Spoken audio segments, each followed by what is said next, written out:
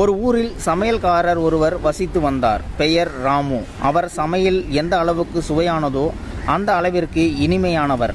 அந்த ஊரில் அவரை அனைவருக்கும் பிடிக்கும். அத்தகைய பண்பாளன் ராமு சிறு வயது முதலே பல கஷ்டங்கள் எதிர்கொண்டான். சிறு வயதிலேயே தன் பெற்றோர்களை ஒரு விபத்தில் இழந்து விட்டான். நன்றாக படிக்கும் மாணவன். எனினும் அன்றாட தேவைக்கு கூட பணம் இல்லாததால் பள்ளி படிப்பை பாதியிலேயே கைவிட்டான். தனக்கு தெரிந்த சமையலை தொழிலாக மாற்றிக்கொண்டான்.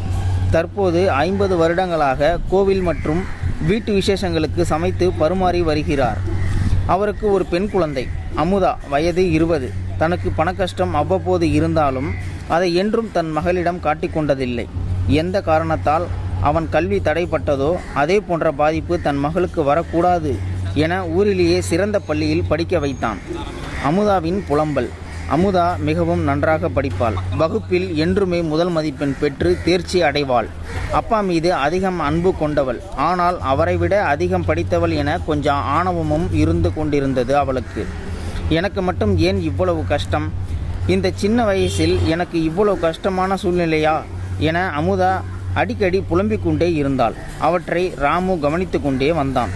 ஒரு பிரச்சனை முடிந்தால் இன்னொரு பிரச்சனை வந்துவிடுகிறது. இதற்கு ஒரு முடிவே இல்லையா? என்ன வாழ்க்கை இது என நாளுக்கு நாள் அவள் புலம்பல் இன்னும் அதிகரித்து கொண்டே இருந்தது. ஒரு நாள் ராமு அமுதாவை அழைத்து, ஏன் அம்மா இப்படி புலம்பிக் கொண்டே இருக்கின்றாய்?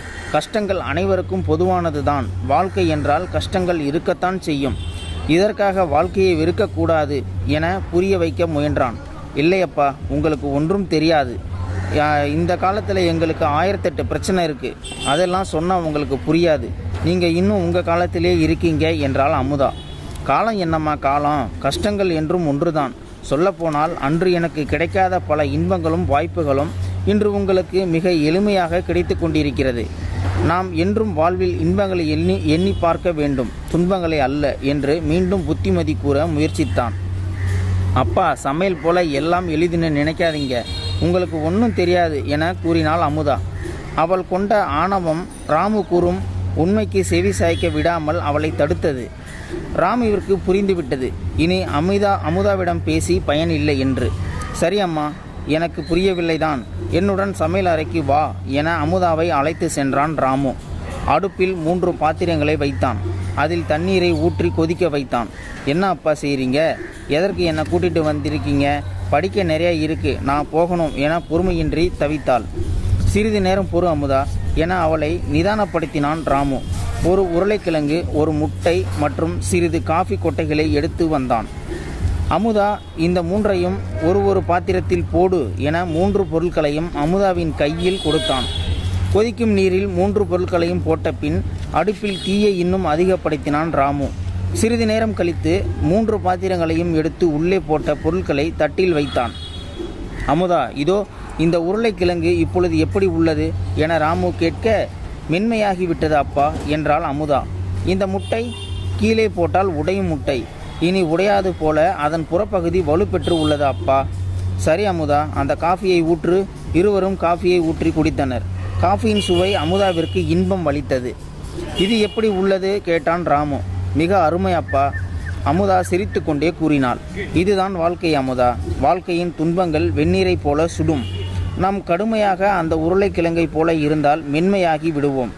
மென்மையான முட்டையைப் போல இருந்தால் கடுமையாகி விடுவோம். ஆனால் அந்த காஃபி கொட்டைகளைப் போல வெந்நீரோடு கலந்து அவற்றை ஏற்றுக்கொண்டால் வாழ்க்கையே சுவையாகிவிடும். நீ எதை தேர்ந்தெடுக்கப் போகின்றாய் என்றான் ராமு. காஃபி கொட்டைகள், அதுவே வாழ்க்கை மகிழ்ச்சியாக வாழ்வதற்கு வழி உணர்ந்து கொண்டேன். உங்களுக்கு ஒன்றும் தெரியாது என்று கூறியதற்கு மன்னித்து விடுங்கள் அப்பா. அறிவுக்கும் கல்விக்கும் சம்பந்தம் இல்லை. நீங்கள்தான் சிறந்த அப்பா என தன் தவறை உணர்ந்து வாழ்வின் உண்மையான இரகசியத்தை மனதால் ஏற்றுக்கொண்டாள் அமுதா. எல்லாம் சரி ஆகிவிடும் என்பது நம்பிக்கை. எல்லாம் சரி செய்து விடலாம் என்பது தன்னம்பிக்கை. எல்லாம் சரி செய்துதான் ஆக வேண்டும் என்பதுதான் வாழ்க்கை. ஸோ நண்பர்களே, இந்த வீடியோ பார்த்துட்டு இருக்கிற நீங்கள் இந்த வீடியோ பற்றின கருத்துக்களை கீழே இருக்கிற கமெண்ட் செக்ஷனில் மறக்காமல் சொல்லுங்கள். இந்த பதிவு பிடிச்சிருந்தா ஒரு லைக் பண்ணிக்கோங்க. இந்த பதிவை முடிஞ்ச அளவுக்கு மற்றவங்களுக்கும் ஷேர் பண்ணுங்கள். அப்படியே நம்ம சேனலை சப்ஸ்கிரைப் பண்ணிக்கோங்க. மறக்காமல் பெல் சிம்பலையும் கிளிக் பண்ணிக்கோங்க. நன்றி, வணக்கம்.